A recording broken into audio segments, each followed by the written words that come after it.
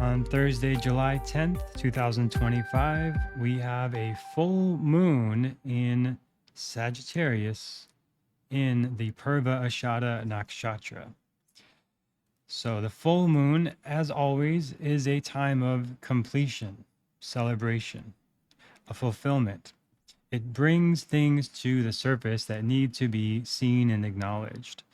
It actually brings up more water in the grass. It actually brings out more animals at night because there's more light to hunt.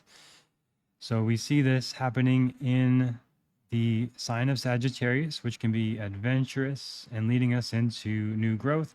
In the nakshatra, the smaller star inside of Sagittarius called Delta Sagittarii, this nakshatra or lunar mansion or star is about some certain themes that we're going to talk about today and how you can best work with them.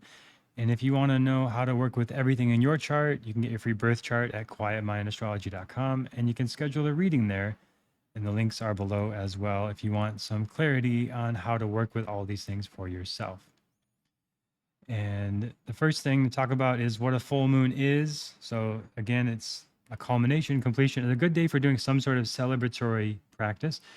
Also, there tends to be more emergency room visits on the day of the full moon, so it's a good day to proceed with caution, and it can bring up a lot of stuff to the surface. So in Purvashadha, you could think of Purvashadha purification.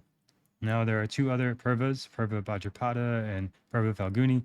Those ones don't necessarily associate with purification in the same way, so not to confuse those, but Purvashadha is purifying, and Ashada means undefeated or unconquered one. And the symbol for this is a winnowing basket. So I don't know if you've ever seen one, you can look it up on YouTube, but it's a pretty slow process, but it's a very necessary process to separate the wheat from the chaff to harvest wheat. So it's a way of separating things that don't actually need to be in your life from the things that do need to be in your life. So when this full moon comes through, it brings to the surface what needs to be filtered out of your life and what needs to be harvested. Separating the wheat from the chaff, metaphorically, maybe even literally, if you work on a farm. And it's the nakshatra is ruled by Venus. So Venus is about desire, love, beauty, art. So we are purifying and filtering through what we really love this week. So as you go through this week, just look at what do you really love? What do you not love? What do you want to filter out? What do you want to keep in?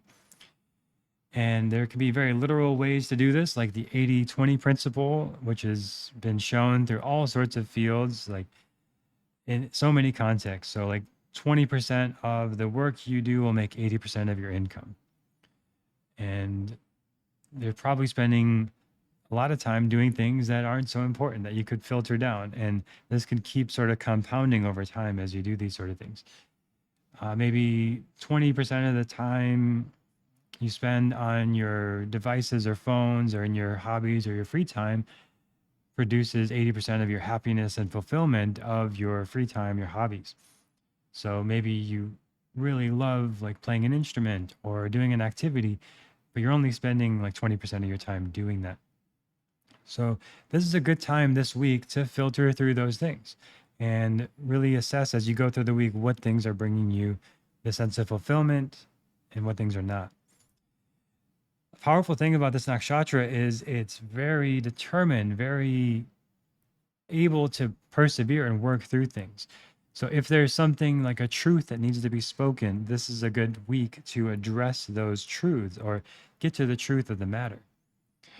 A famous ascendant who has Purvashadha Ascendant is Rosa Parks, who is famous for not giving up her seat on the bus during segregation in the 60s in the US.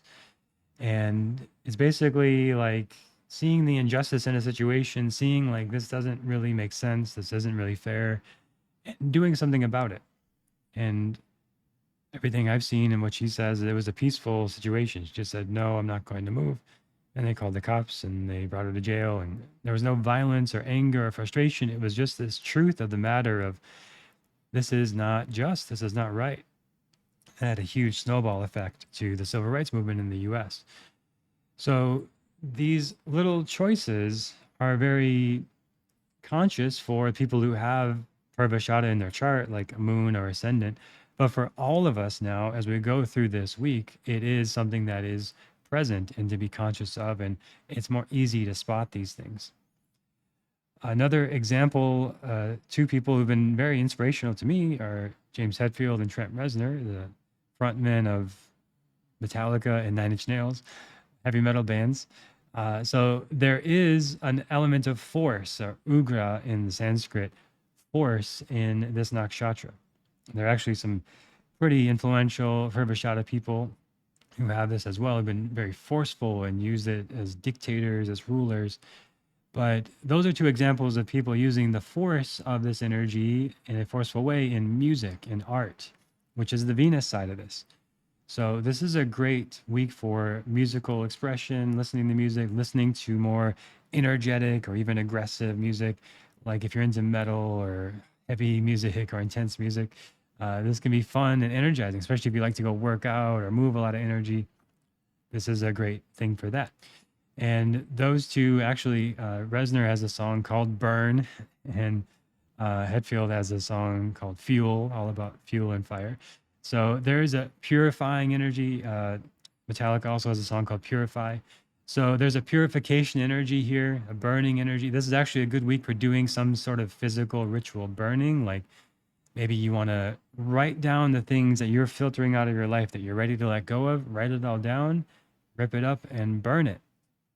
So in the Vedic tradition, that's called a puja, and there's a lot more steps to it or a lot more ritual to it. But if you're familiar with that or some sort of puja ceremony, it can be very powerful this week as well. But more sort of westernized approach is literally just writing down the things you want to let go of and just burning it with intention of this intention to, I am now letting go and releasing these things that no longer serve me. Then you can do that physically or energetically or in meditation as well. So with that, there's the purification, there's the burning energy, there's the winnowing energy, filtering the wheat from the chaff, but there's also the Appas deity associated with this. So there's kind of a mix of a lot of elements here. And Appas is the water deity. So the way this shows up is a lot of times these people have big international influence, working overseas, working with emotions, and having an emotional impact on society. As the people I mentioned, obviously musicians work with emotions a lot. So working with your emotions this week is very favorable. And this could be through therapy, through meditation, through spiritual practices, through journaling. Actually getting in the water, if you live near a body of water, or if you have a bath, taking a bath, being in the water energy, drinking lots of water, very favorable this week, as always, but especially this week. And that water has an element of force. Water is very adaptable.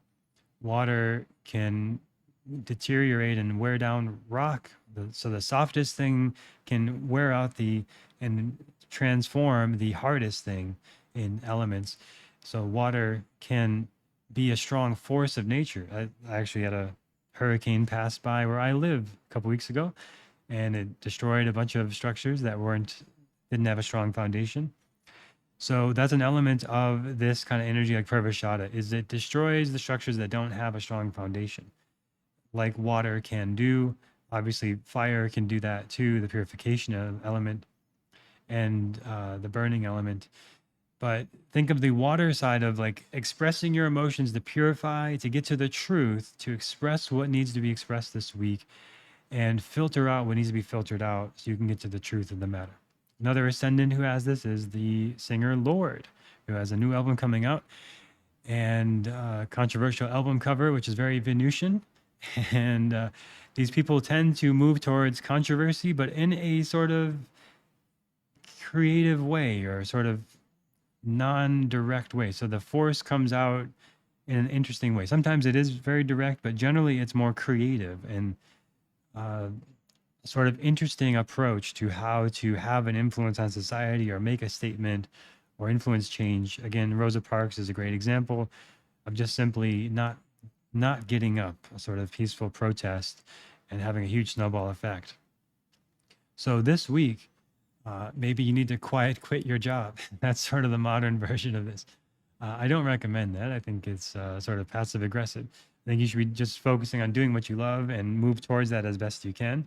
And that's a big part of what I teach and what I'm so passionate about in astrology is like the birth chart is a map of your consciousness, of your expression and your gifts. And the more you move towards it, the more fulfilled you are. And the more you don't do it, the more you suffer and struggle. I can say for myself, the more I suffer and struggle when I'm not moving towards my purpose and not expressing my gifts. Maybe you feel that way as well. So astrology gives us the map and the guideline to do that. And if you want more guidance on your chart, you can book a reading at quietmindastrology.com. You can sign up for the waitlist for the mentorship, which will be opening in August. And it's just a few weeks away, really, when we start the mentorship class. This is my most in-depth, thorough training to help you understand every part of your chart and how to read charts and how to interpret every piece of the chart. So I'm excited to share that. And this week, we also are going to have Saturn go retrograde in Pisces. We're going to talk about that in a special episode. And Mercury is going to go retrograde in Cancer. So that will be a special episode as well. But right now, the big thing is on Thursday, the sun and the moon are opposite each other. So this is a full moon. So it's bringing all these things to the surface, the truth to the surface, to filter out what is not true, what is not serving you, to purify and to help you connect to what you really love and what really matters to you. And then we'll talk about the Saturn and Mercury retrogrades in upcoming episodes. If you found this episode helpful, share it with a friend, leave a comment on Spotify, and leave a review on Apple Podcasts. Thanks for listening and look forward to sharing more with you next time on the Quiet Mind Astrology podcast.